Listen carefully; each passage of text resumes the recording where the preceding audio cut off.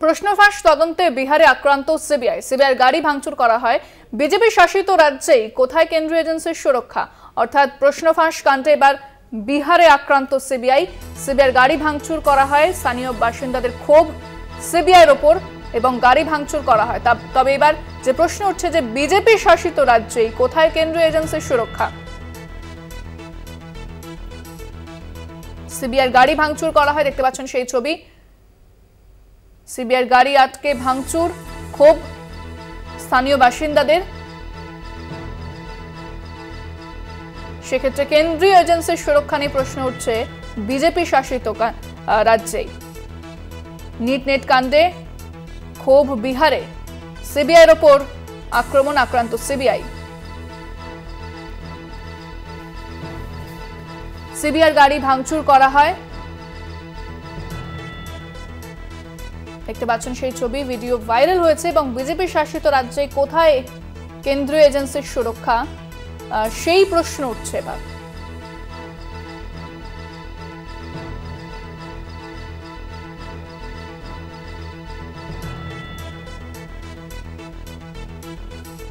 প্রশ্নফাঁস তদন্তে সিবিআইয়ের ওপর ক্ষোভ উগড়ে দিল বিহারের সেখানকার স্থানীয় বাসিন্দারা। বিজেপি শাসিত রাজ্যে কোথায় এজেন্সির সুরক্ষা, সেই প্রশ্ন উঠছে।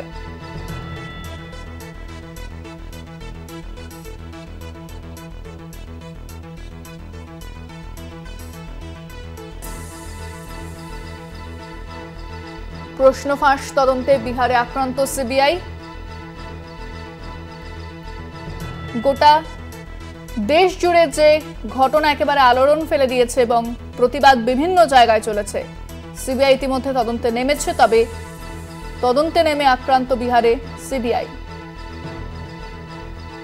নেট কাণ্ডে তোলপাড় গোটা দেশ, বিভিন্ন রাজ্যে যেরকম প্রতিবাদ বিক্ষোভ চলছে এবং তদন্ত করছে সিবিআই, পাশাপাশি এবার প্রশ্নফাঁস তদন্তে বিহারে আক্রান্ত হতে হলো সিবিআই আধিকারিকদের। সিবিআই গাড়ি ভাঙচুর করা হয়।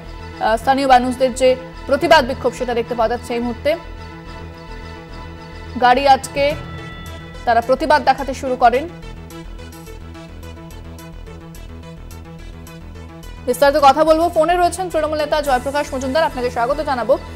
বিহারে প্রশ্নফাঁস কাণ্ডে তদন্ত করতে গিয়েছিল সিবিআই, তারা সেখানে আক্রান্ত হন। যে প্রশ্ন উঠছে যে এবার তো বিজেপি শাসিত রাজ্যেই কেন্দ্রীয় এজেন্সির সুরক্ষা নিয়ে প্রশ্ন উঠছে, কি বলবেন? এবং মানুষ কেন, সাধারণ মানুষ সিবিআই, ইডি ইত্যাদির বিরুদ্ধে রাস্তায় নামছে, এটার একটু বোঝা দরকার। কারণ মোদী সাম্রাজ্যে এই কেন্দ্রীয় তদন্তকারী সংস্থাগুলি তাদের নিরপেক্ষতা হারিয়েছে। সাধারণ মানুষ মনে করছে এটা বিজেপিরই একটা দলীয় সংগঠন। তারা শুধু বিপক্ষ দলের ওপর নজরদারি এবং তদন্ত এবং তাদের হেনস্থা করার জন্যই যেন এই সংস্থাগুলির জন্ম। মোদী নানাভাবে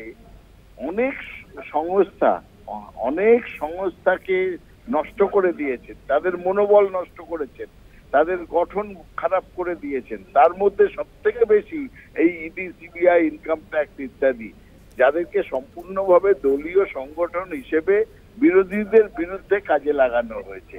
এতে একদিকে যেরকম সিবিআই, ইডির ইত্যাদির মনোবল ভেঙেছে, উল্টো দিকে তাদের বিশ্বাসযোগ্যতাও শেষ হয়ে গেছে। নিরপেক্ষতা নেই, বিশ্বাসযোগ্যতা নেই এবং সাধারণ মানুষ তাই ক্ষুব্ধ। এটা রাজনৈতিক উদ্দেশ্যে কেন ব্যবহার করেছেন মোদী? এবং তাই জন্য আজকে যে ঘটনাগুলো হয়েছে, সন্দেশখালীতে সাধারণ মানুষ বেরিয়ে এসেছিল, বিহারে আজকে বিজেপি শাসিত রাজ্য বিহার, সেখানেও সিবিআই কে আক্রমণ করছে সাধারণ মানুষ। এর উত্তর তো মোদীকে দিতে হবে। যে কোনো কেন্দ্রীয় সংস্থাকে রাজনীতিকরণ করলে, রাজনৈতিক ময়দানে নামিয়ে দিলে তাদের ওই রাজনৈতিক যে কার্যকলাপ সেগুলোকে ফেস করতে হবে, সাধারণ মানুষের প্রশ্নের মুখে পড়তে হবে। তারা তো আর এখন নিরপেক্ষ কেন্দ্রীয় সংস্থা নেই, এরা বিজেপির একটা শাখা সংগঠনে পরিণত হয়েছে। তারই প্রতিফলন হচ্ছে এইভাবে বিভিন্ন রাজ্যে। একেবারে ধন্যবাদ। আমরা কথা বললাম তৃণমূল নেতা জয়প্রকাশ মজুমদারের সঙ্গে। নেট কাণ্ডে তোলপাড় গোটা দেশ, যেখানে বিভিন্ন রাজ্যে জায়গায় জায়গায় প্রতিবাদ বিক্ষোভ চলছে। এবার সেই তদন্ত করতে নেমেছে সিবিআই। তবে বিহারে কিন্তু সিবিআই আধিকারিকদের আক্রান্ত হতে হলো। সিবিআইয়ের গাড়ি আজকে প্রতিবাদ বিক্ষোভ দেখায় সাধারণ মানুষ, তাদের গাড়ি ভাঙচুর করা হয় এমনটা কিন্তু অভিযোগ উঠছে। তবে এবার বিজেপি শাসিত রাজ্যে কোথায় কেন্দ্রীয় এজেন্সির সুরক্ষা, সেই প্রশ্ন সামনে আসছে।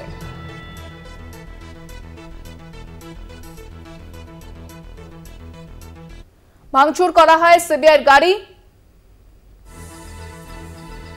সেই ভিডিও ভাইরাল হয়েছে।